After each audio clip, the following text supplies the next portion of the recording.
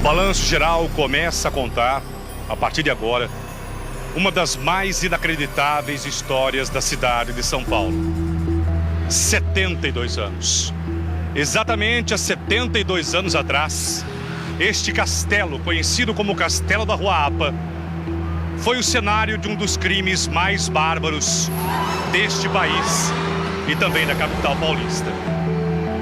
Eu estou no castelo que dizem que hoje é mal assombrado para contar a história de uma das famílias mais importantes paulistanas da década de 30. Eu estou aqui na Rua Apa, o castelinho da Rua Apa, para contar a história que parece que até hoje São Paulo não esqueceu. Um arquiteto francês na época foi trazido diretamente da França para vir até aqui, nesse castelo que naquela época não existia. Não existia absolutamente nada. Agora sim, todo ele construído. A família Guimarães, na época, gastou uma fortuna.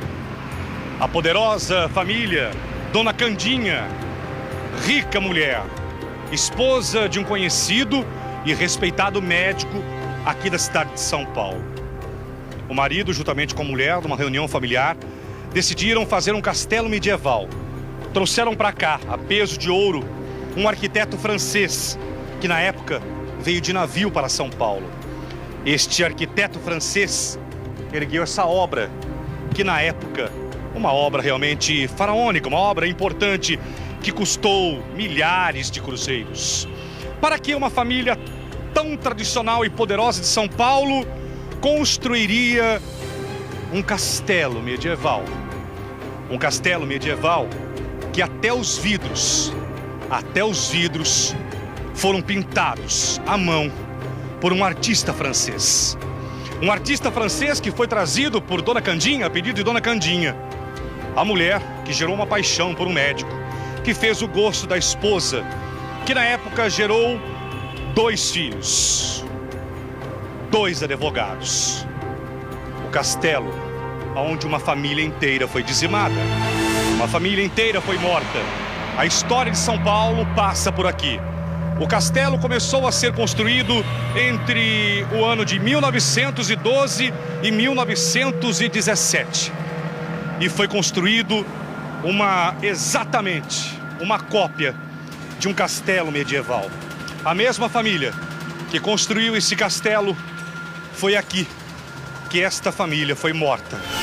Encontrada morta pela empregada Elsa Birber, uma cozinheira que no andar de cima ouviu os tiros e quando desceu encontrou a família inteira morta.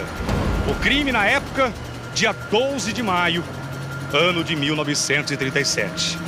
Mãe com seus 2 filhos, família encontrada morta. Quem teria matado os Guimarães? 3 hipóteses para o crime. Uma família que foi morta dentro do castelinho que ela mesma mandou construir. Eu quero que a partir de agora convidar vocês para vocês entrarem comigo aqui dentro desse castelo, um dos crimes bárbaros que chocou a cidade de São Paulo. Aqui dentro desse castelo, que diz a lenda, se ouve vozes e gritos durante a noite. O castelo que durante 72 anos sofreu pichações, sofreu vandalismos e muito mais, mas não apagou a história que ainda intriga a cidade de São Paulo. Aqui eram realizados bailes, a noite paulistana ficou mais poderosa. Por aqui, grandes empresários da época, a aristocracia paulistana passou por aqui. Frequentar os castelos aqui da Rua Apa passou a ser o glamour. A noite paulistana parava. Quem fosse convidado para comparecer no castelo da Rua Apa é porque tinha ou dinheiro ou sobrenome. E hoje o que nós temos é isso que vocês estão vendo.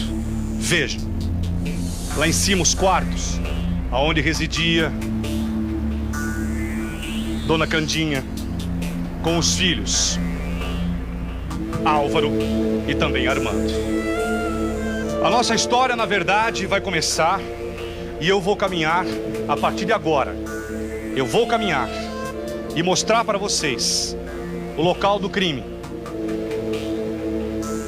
Esse é o local onde os corpos dos 2 irmãos e também da mãe foram encontrados. Você conhece por dentro as histórias do Castelinho da Rua APA, aqui em São Paulo. Um castelo que até hoje seria assombrado por vozes. É nesse local que vocês vão entrar agora que aconteceu o crime. Exatamente aqui. O corpo de Armando, de Álvaro e da mãe. Nesse espaço agora que eu mostro, foram encontrados os corpos da família mais rica da década de 30 na cidade de São Paulo. Por aqui, um pouco mais aberto agora, um pouco mais aberto, vocês vão ver, bem na ponta de lá, o nosso câmera indo lá. Eu vou mostrar para vocês que aqui funcionava. Exatamente aqui. Funcionava. Tinha uma escada aqui. Aqui tinha uma escada. Como vocês estão vendo, um corrimão. Mostra lá para mim, por favor. Veja só. Aqui tinha uma escada que levava lá em cima, exatamente na cozinha. Lá em cima estava a cozinheira, que ouviu os tiros. E quando ela desceu da cozinha, encontrou exatamente aqui os corpos dos 2 irmãos e também da mãe. O que teria acontecido? A partir de agora, eu conto para você aqui dentro do Balanço Geral a história de quem garante que aqui se ouve vozes. Aqui dentro uma família inteira foi morta. A família Guimarães Reis chamou a atenção da sociedade paulistana na década de 30. A mãe, juntamente com seus 2 filhos, vieram morar aqui nesse castelo que chamava a atenção. Aqui tudo era de mármore. Era um castelo de pelo menos 2 andares, imitava igual aos castelos da França. Depois da morte do marido da dona Candinha, depois da morte, ele era médico, a família se dividiu. Os 2 irmãos eram completamente diferentes. Eram completamente. Álvaro, excêntrico, 40 e poucos anos, era o playboy na época. Armando, jamais conservador, o irmão que falava pouco.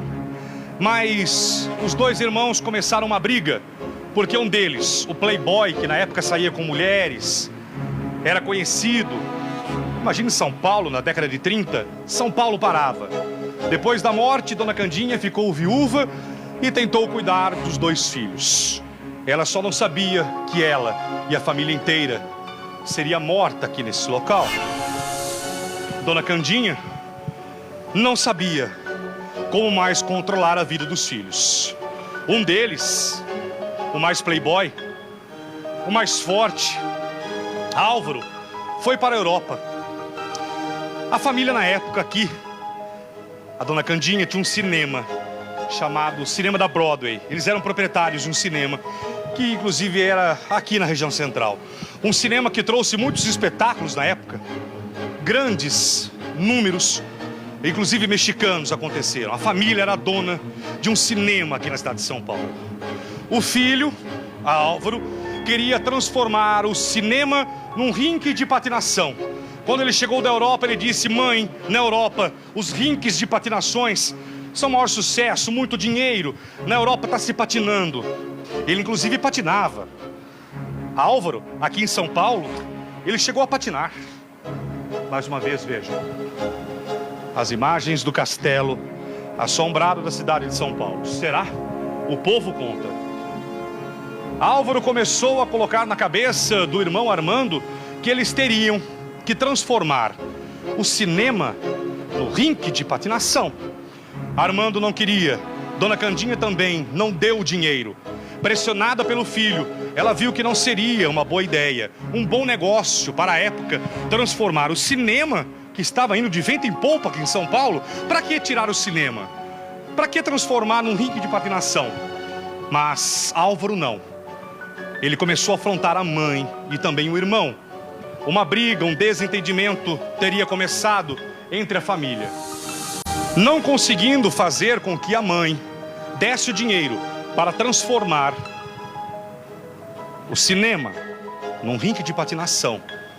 A tragédia do maior crime paulistano da década, não de 30, mas de todos os tempos. Vendo que não conseguiria, chegamos finalmente à noite de 12 de maio, ano de 1937.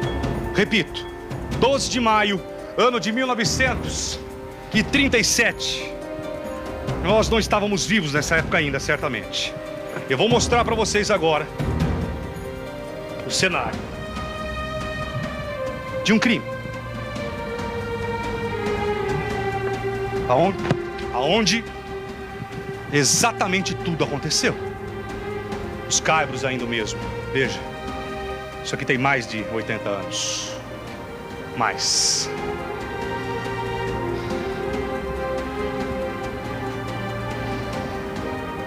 12 de maio, ano de 1937. A empregada Elza, que estava... Tudo indica que a cozinha era aqui, olha. Veja, vocês estão vendo o corrimão da escada. A cozinha era lá naquela janela lá, onde está aquela lona azul. Exatamente lá era a cozinha. A cozinha era lá. Conta a história e também o reforço policial que um tiro foi ouvido aqui embaixo. A empregada que estava lá em cima correu. E ao correr e ao descer essas escadas, acabou encontrando nessa sala, caídos exatamente aqui. Aqui. Corpos de mãe, Dona Candinha, de Álvaro e também de Armando. Quem cometeu o crime? Havia uma quarta pessoa? Seria possível uma mãe cometer o crime? Pouco provável. Mas seria Álvaro o mais interessado na divisão da herança, ainda com a mãe viva? Teria sido ele? A partir de agora você vai saber, porque eu quero convidar, a partir de agora, uma historiadora. É ela que vai me ajudar a partir de agora. Aqui, neste castelo, Ângela, uma historiadora aqui da cidade de São Paulo. Ângela, por favor, eu vou pedir para que você sente comigo. A única coisa certa que nós podemos afirmar é que a história de São Paulo passa por aqui. Exatamente. Aqui eu acho que é um exemplo de como era a moradia da época. O castelo é de 1912, término em 1917. Então é um exemplo de como era, né, a cultura da época, como eram as famílias, né? E se encontra nesse estado. E um cenário também de uma história que é misteriosa até os dias de hoje. Quem matou a família Guimarães Reis? Ninguém sabe. Segundo, né, a polícia, eles atribuem o crime ao Álvaro. Álvaro seria o playboy da época? Exatamente. Muito bem, a historiadora vai contar agora com a gente. Vamos entrar. Inclusive, ela chegou a ver as fotos do encontro dos corpos da família. Ângela, o crime que aconteceu aqui dentro teve uma motivação financeira, quer dizer, quem matou, matou por dinheiro.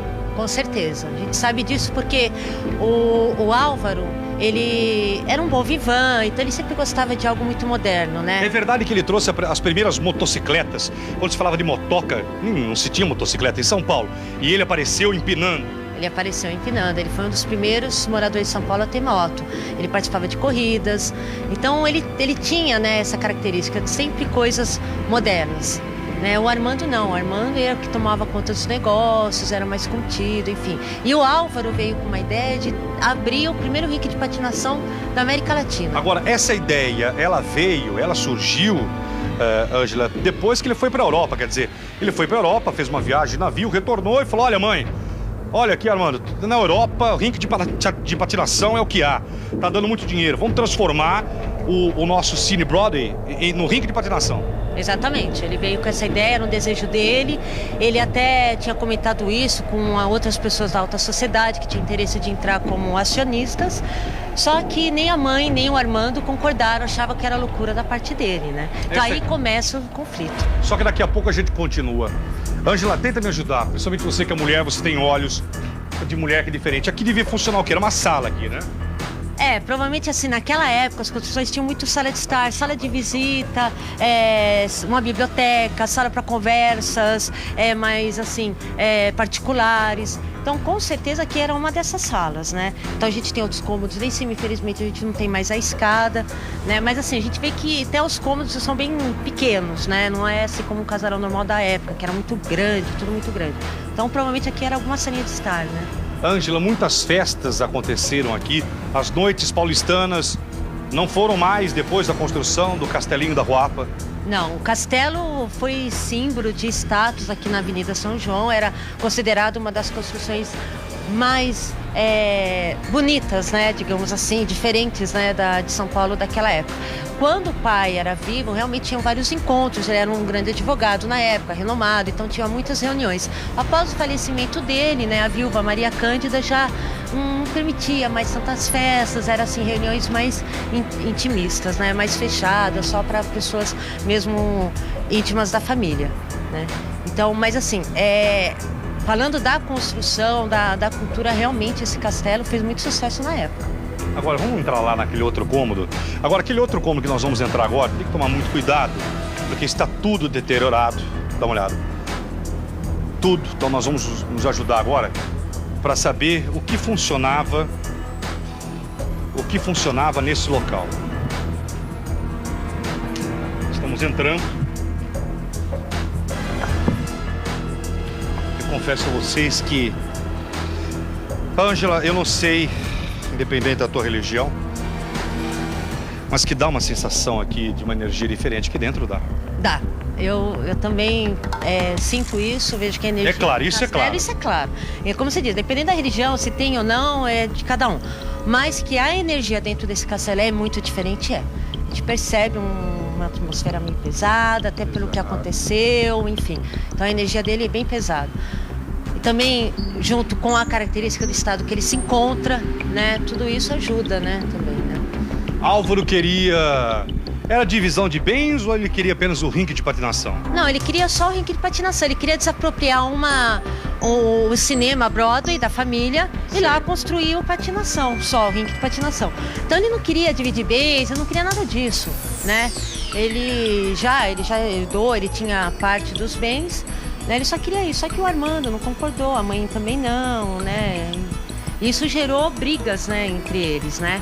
E essas brigas chegaram a ser até públicas, né? Então todo mundo sabia que os irmãos reis brigavam devido a um bem, que era o rink de patinação. Ângela, mais aberto para mim aqui, meu câmera, dá uma olhada.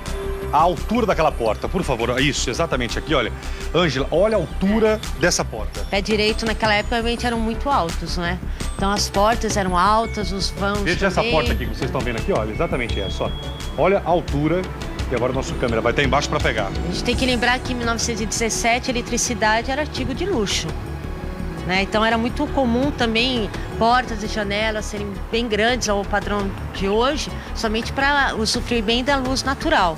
Então a eletricidade na época era artigo de luxo, por isso que a gente tem essas portas altas, grandes. Bem, para esse castelo ser construído naquela época foi muito dinheiro. Era o demonstrativo claro do poder de uma família que mandava na cidade de São Paulo. Exatamente, aqui é um símbolo de ostentação, um símbolo de uma família rica, uma família de poder da alta sociedade da década de 10 do século passado. Não era comum, né? Tinha algumas simbologias que também mostravam se a família era rica ou não, né? Por exemplo, janelas com vidros na época era um símbolo de ostentação. A pessoa, era muito comum os vidros virem na frente, né, sendo vistos na rua, porque mostrava que a família era rica. Então são produtos, né, materiais que vinham da Europa. E então eram símbolos, janela com vidro, portas, tudo mais, era símbolos que a pessoa era rica. Então o castelo em si todo já demonstrava bem isso. E esse castelo você vai ver do lado de fora, aqui dentro do Balanço Geral. Ângela, a arquitetura fora é mais linda do que dentro, mas lembrando que tudo isso na época, Ângela, tinha cor, tinha brilho era completamente diferente. Não tinha nem comparação com é hoje, né? Então você tinha, claro, ele devia ser pintado, devia ter alguns detalhes artísticos, ou na parede, ou na porta, ou mesmo nos vitrais. Com certeza que tinha algum tipo de vitral. Agora, Ângela, aquela sacada onde o nosso câmera abre um pouco mais, aquela sacada tinha realmente saída? Era o quarto lá? Provavelmente sim, né? Um balcão, provavelmente vai ter ser algum quarto, né? E aí a gente percebe que a vista que ele poderia ter, a família tinha daqui de lá, né? Que São Paulo sem prédio, sem nada, só casas, né? Então a vista era muito maravilhosa. E aí eu chamo a atenção até pelo detalhe da grade, né? Você percebe que aquela grade toda trabalhada é uma coisa europeia. Exatamente. Boa observação. A grade lá, ó, agora um close na grade, ela tem realmente um desenho, traços europeus. Exatamente, você percebe que já não é daqui. Então tem outros elementos aqui que, né, com certeza a gente sabe, tem, né, que são elementos que vieram da Europa, né? É uma construção mais europeia. Isso aqui, Ângela, poderia ser um brasão da época ou era apenas um brasão decorativo para essa porta? Não, é só um brasão decorativo, muito comum também para a arquitetura da época. Né? Então a gente percebe que tinha todo um capricho, né, na construção, até um portão, né, tinha esses elementos, né, florais. Então era o capricho da época, tudo tinha algum tipo de detalhe. Mas agora aqui, olha, uma outra observação. A única testemunha, essa árvore, que certamente tem mais de 100 anos, com certeza. Com certeza, ela permanece, provavelmente fazia parte dos fundos da casa, do quintal, né, a casa ela é pequena, mas você percebe que a área livre era bastante grande, né. Talvez ela tenha sido a testemunha, né, do que aconteceu, a única. A única testemunha do crime. Agora, vejam aqui, olha, a janela. Olha, a janela de um dos quartos, que a gente não sabe se era da dona Candinha, se era o Álvaro ou se era o Armando que dormia lá. Não, esses detalhes a gente não tem, mas era um quarto com certeza, né? A janela intacta, é incrível isso. Né, bem diferente, você percebe que as medidas são bem diferentes das de hoje. Né, ela é bem mais comprida, né, o detalhe embaixo você percebe, né, aquelas escamas debaixo da janela. E eu queria chamar a atenção também para aquela abertura, aquele arco. Que deve ser do banheiro, não? Ou ainda é da sala? Não, acho que do banheiro. E todo trabalhado, então mais um elemento europeu aqui na casa. Do lado, todos aqueles vidros também fazem parte? Faziam parte da casa. Provavelmente aqui pode ser os aposentos também dos empregados, isso era muito comum, né? Olha, eu não sei se nosso câmera, com licença, Ângela. Eu não sei, qualquer coisa eu pego a câmera. Deixa eu pegar a câmera, por favor, segura pra mim. Que eu vou agora. Deixa eu ver se eu consigo. É muito pesado, extremamente. Vamos ver se dá pra... Coloca o microfone perto pra mim aqui. Olha, eu tô narrando aqui, ó. Vocês estão vendo. Vamos ver se dá pra gente ver alguma coisa. Colocar a câmera um pouco mais para dentro. Aqui é um dos aposentos que a gente não sabe o que era. E agora, aquilo que ninguém quer acreditar ou imaginar, que esse castelo até hoje guarda um mistério. Muita gente, Ângela, acredita, muita gente desacredita. Ele tem, né, houve algumas histórias que alguns moradores de rua viram, né, vultos dentro do castelo. Aí vai, alguns acreditam, outros não. Eu conversei com alguns que não quiseram gravar, inclusive com o senhor que já está há mais de 7 anos aqui. Mas segundo essa pessoa, ele teria visto há uns 5, 6 anos atrás, um pouco mais, uma pessoa, o vulto de uma pessoa na sacada do castelo. Exatamente, ele já afirmou isso, outras pessoas também já afirmaram. Alguns já disseram que antigamente, né, eles até cozinharam aqui dentro, né, e dormiam, já ouviram cutucar na pessoa enquanto está dormindo, vozes. Né? Então, essa história de cutucar foi de pessoas que dormiram aqui, Ângela? Que dormiram aqui. Porque aqui, depois, quando o castelo ficou abandonado por muitos anos, né, os moradores de rua da região passaram, né, a usar o castelo como moradia. E muitos deles falaram isso. Então não é só um que fala, né? São várias pessoas que moraram aqui que confirmam essa história. Que viram vultos lá em cima, alguns já viram vultos nessa porta. Nessa daqui? Nessa porta aqui. Ah, eu sinto uma energia estranha. Não vou falar para você que eu vejo, mas uma energia estranha eu sinto aqui no castelo. Eu acho que até pelo que aconteceu, né? Os crimes, as brigas. Eu acho que esse castelo tem uma energia. Não estou falando nada assim, é fantasma, nada disso. Mas a energia eu acredito que é diferente. Há quanto tempo essas histórias são contadas no Castelinho? Já desde a década de 70, né? Quando os moradores de rua, né? Quando aqui também virou um albergue, a gente ouve essas histórias até hoje. Uma vez ou outra a gente encontra uma pessoa que fala, eu morei aí, realmente, eu escutei isso, eu vi isso, enfim. Segundo antigos vizinhos, não os atuais, alguns vizinhos da década de 80, eles ouviam sim, inclusive gritos aqui, vizinhos, pessoas moradoras próximas aqui. Eu não sei se você conseguiu levantar também como historiadora esse levantamento de vizinhos que chegaram a ouvir gritos e vozes aqui dentro.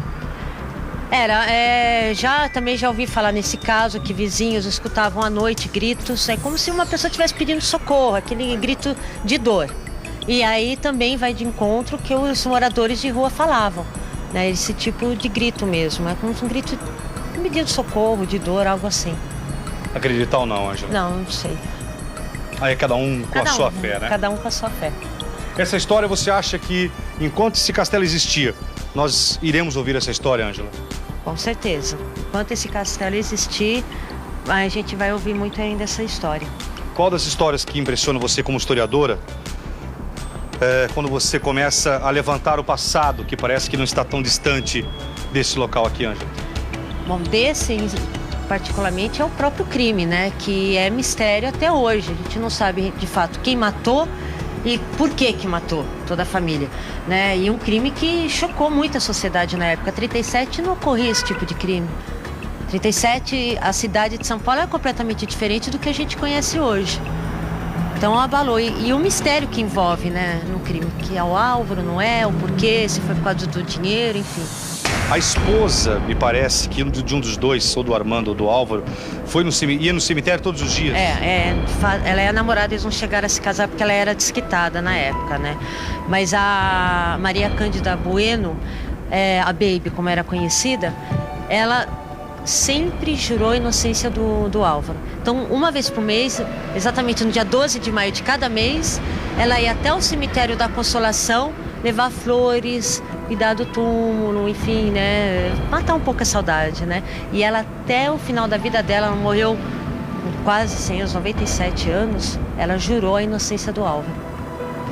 E isso ela foi feito, o crime foi em 37, né? Ela morreu em 86, então todo mês ela ia lá. A polícia, na década de 30, não tinha o recurso que tem hoje, né? Então vocês imaginam os policiais chegando aqui, olha, mais um cômodo, que deveria ser o quê aqui? Ângela, o que poderia ser aqui? É bem alto aqui, não? É bem alto. Provavelmente, como eu disse, talvez, antigamente tinha aquelas salas, tipo de um escritório, quando queria uma reunião, mas assim, bem particular, né? Portas fechadas, como era falado antigamente, era feita em salinhas assim pequenas. Você está vendo o Castelinho da Ruapa? Um castelo que tem sua história, que tem seu drama, e um dos crimes mais fortes aconteceu aqui, na década de 30. Mãe e filhos mortos aqui. Quem matou a mãe, Álvaro e também Armando, nós não vamos saber. Apenas aqui a casa é que guarda esse segredo. Se aqui ouve-se vozes, a presença de fantasmas, eu não sei, sou pequeno demais para no entendimento tão universal afirmar que aqui há. Mas tem gente que acredita e tem gente que já até ouviu vozes e gritos. Uma coisa é inegável, estar aqui é uma sensação muito forte de um crime que abalou São Paulo na década de 30. Nesta sala, onde os corpos foram encontrados, o assassino estava aqui. Teria sido Armando, o irmão pacato e calmo que não queria dividir o dinheiro para fazer o rink de patinação? Teria sido a mãe depois cometido essa tragédia, o suicídio? Ou realmente foi Álvaro, o irmão playboy que na década de 30 chegou aqui em São Paulo a namorar as mais belas mulheres? Na verdade, nós nunca vamos saber. Ao apagar das luzes, O mistério que vai continuar. Apenas as paredes, vidraças e janelas é que podem dizer quem matou a família Guimarães Reis. Com imagens de Francisco Paz. Apoio técnico do Barbosa, produção de Paulo Veronese. E também Cassiano Júnior, Geraldo Luiz. Para o Balanço Geral.